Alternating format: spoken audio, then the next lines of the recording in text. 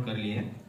Actually पहले के जमाने में लाइव रिकॉर्डिंग होती थी, पूरा ऑर्केस्ट्रा प्ले होता था, तो ये पूरा स्टूडियो ही एक म्यूजिक रिकॉर्डिंग स्टूडियो हुआ करता था। लेकिन अभी हमें टेक्निकल सपोर्ट आ गया है, इसलिए इसको कॉम्पैक्ट करके मोस्टली शूट्स के लिए ही इस्तेमाल किया जाता है। तो बेसिकली आप लोग यहाँ पे एक्सप्लोर करोगे फिल्में किस तरह से बनती है, क्या क्या बैकग्राउंड वर्क होता है, एकदम डिटेल में फिजिक्स साइंस में जाके आपको बोर नहीं करेंगे। थोड़ा सा सिंपल वे में बताऊंगा कि फिल्में किस तरह से बनती है, और आज के बाद आपका फिल्में देखने का नजरिया भी 100% बदल जाएगा।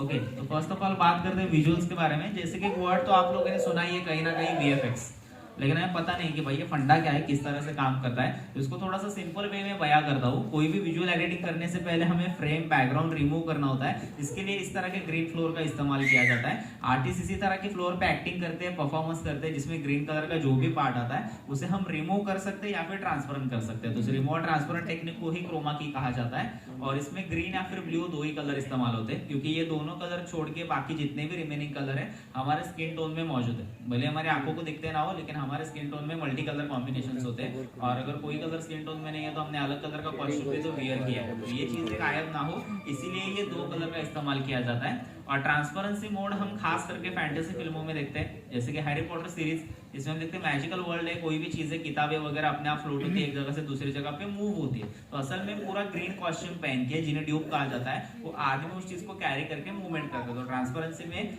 ग्रीन कॉस्ट्यूम के कारण वो आदमी इनविजिबल हो जाएगा और उसने जो चीज कैरी की है वो हमें फ्लोटिंग वे में नजर आएगी। उसी तरह से जो हेवी चीजें हम देखते हैं, जैसे कि उड़ती हुई कार भी देख पाते हैं, और भी जो हेवी चीज होती है जिसको आदमी नहीं उठा सकता, तो उसके लिए हाइड्रोलिक्स मशीन का इस्तेमाल किया जाता है और उसको भी ग्रीन कवर कर दिया जाता है। इसका इन्वेंशन 1898 में हुआ था और पहली बार फिल्मों में इस्तेमाल 1903 में किया गया था। ओके, ये हो गया बैकग्राउंड रिमूव करने का पार्ट। लेकिन अभी जो विजुअल्स ऐड करना है वो किस तरह से करेंगे, तो ये विजुअल अलग से शूट किया जाता है बिना आर्टिस्ट के, और आर्टिस्ट के क्रोमा परफॉर्मेंस के साथ इसको मैच किया जाता है। लेकिन हर एक विजुअल हम अलग से शूट भी नहीं कर सकते, क्योंकि आज की डेट में हमारे एक्शन की हाइप एंड एक्साइटमेंट इतनी बढ़ चुकी है, झगड़ा होता है हीरो विलन का, तबाह करने निकलते हैं दुनिया। एवेंजर में थैनोस आता है, चुटकी बजा के यूनिवर्स गायब करने की बात करता है। अभी इंडिया के ब्रह्मास्त्र आई थी जिसमें ब्रह्मांड उड़ा था। मतलब अभी अपने को छोटी मोटी चीजें चाहिए नहीं, हमारे एक्शन की हाइप इतनी बढ़ चुकी है कि एक फटके में दुनिया तबाह करने का हम चाहते रखते हैं।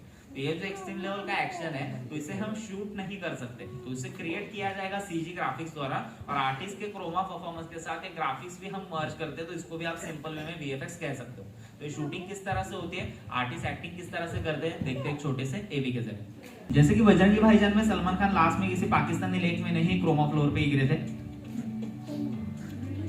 तानाजी फिल्म देखी होगी, कोंडाना फोर्ट के लिए बैटल हुआ था मराठा और मुगल्स का, उस पे बेस वो फिल्म थी। कोंडाना फोर्ट सिंहगढ़ नाम से जाना जाता है, स्टेट ऑफ महाराष्ट्र में पुणे सिटी में वो। इसका सेट भी विष्णु मैदान में लगाया था, लेकिन फिल्म की शूटिंग की गई थी प्राइम फोकस स्टूडियो में। एमएस धोनी फिल्म में 14 साल के यंग सुशांत सिंह ये लड़का था। रांझना फिल्म में सोनम कपूर और धनुष को इसी टेक्निक से टीनेज यंगर दिखाया गया था। दंगल में पब्लिक में आमिर खान असल में थे भी नहीं, पब्लिक का शॉट अलग से लिया था, आमिर सर का अकेले का शॉट अलग से लेके मैच किया था। एक्शन सीक्वेंस की बात करें तो साहो आप लोगों ने देखी होगी, इंडिया की पहली big budget visual effect team थी। इसमें जो श्रद्धा का डमी हेलीकॉप्टर देख पा रहे हो, जहां ऊपर लाइट हैंगिंग पे है वहीं पे वो हेली हैंगिंग पे था, और श्रद्धा का इस समुद्र पे नहीं, मैं खड़ा हूं वहां पे गद्दे पे गिरी थी।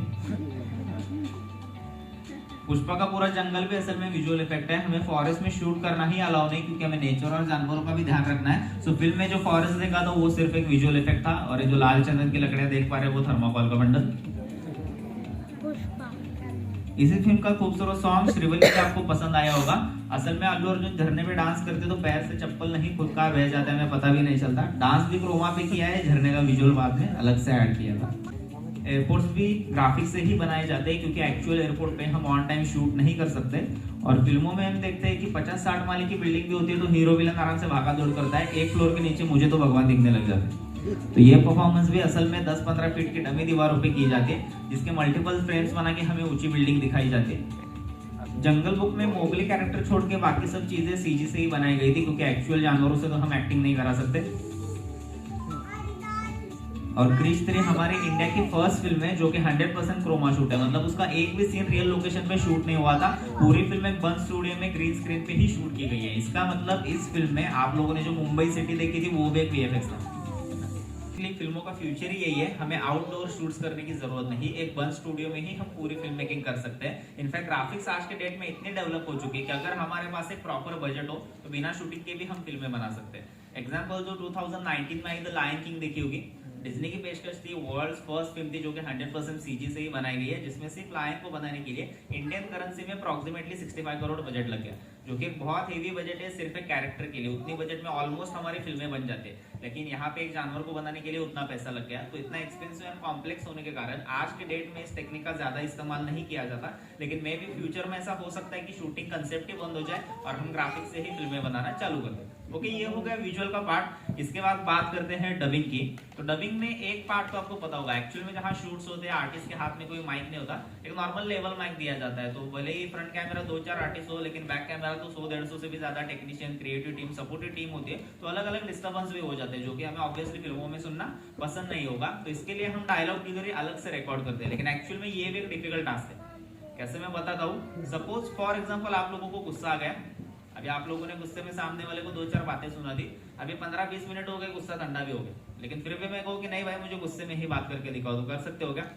अभी ठंडा हो गया, कहाँ से पैदा करो? मतलब हम अपने इमोशंस को फिर से बयां नहीं कर सकते। उसी तरह से फिल्मों की भी जो 2-2.5 घंटे की शूटिंग कंप्लीट हो जाती है, उसमें कितने सारे इमोशंस देखते हैं, रोमांटिक सीन, कॉमेडी, रोने वाला, गुस्से वाला, इन सभी को फिर से बयां करना with same face, same emotion, same lip syncing match, in fact same dialogue, जो कि एक डिफिकल्ट टास्क होता है, जो कि बहुत सारे आर्टिस्ट को भी पॉसिबल नहीं है। तो उनके लिए अलग से डबिंग आर्टिस्ट होते हैं, जिनको मैं पर्सनली गॉड गिफ्टेड टैलेंट कहूंगा, कि जो दूसरे एक्टरों की हूबहू आवाज भी निकालते हैं और उनके इमोशंस को बयां भी करते हैं। कुछ एग्जांपल दूं, पहले जमाने की बात करें तो श्रीदेवी जी को हम सभी जानते थे, खूबसूरत एक्ट्रेस थी, लेकिन शुरुआती दौर में उनके स्टार्टिंग करियर में उनको डबिंग में बहुत दिक्कत थी। चांदनी फिल्म उनकी करियर की फर्स्ट फिल्म है जिसमें उन्होंने अपनी खुद की आवाज दी है। तो उससे पहले भी तो उनकी फिल्में आई थी, कितने 11 फिल्में आ चुकी थी, लेकिन शायद आपको पता होगा असल में उस दौरान श्रीदेवी जी को डब किया है रेखा जी। रेखा जी बतौर खूबसूरत एक्ट्रेस हम सभी जानते हैं, लेकिन 70s की वो one of the finest female dubbing artist भी थी। हर सैटरडे संडे सेटमैक्स चैनल पर हमें बच्चन साहब भी मिलने आते हैं, वो भी स्पेशल जहर वाली खीर खाने। एक 4-5 बार देखी होगी फिल्म सूर्यवंशम फिल्म में बच्चन सर का डबल रोल था। उन दोनों किरदारों के साथ भी जो दोनों लीड एक्ट्रेस है, जो कि उनकी पत्नियों का किरदार प्ले करती है, असल में उन दोनों एक्ट्रेस को भी डब रेखा जी ने किया है। अब तक नहीं पता था तो और एक बार फिल्म देखने बैठ जाना, आवाज बढ़ा के गौर से सुनना, घर बैठे बैठे खुद भी पहचान जाओगे। और आज के जमाने की बात करूं तो जैकलीन, कैटरीना, करीना जैसे एक्ट्रेस को डब करती है मोना शेट्टी।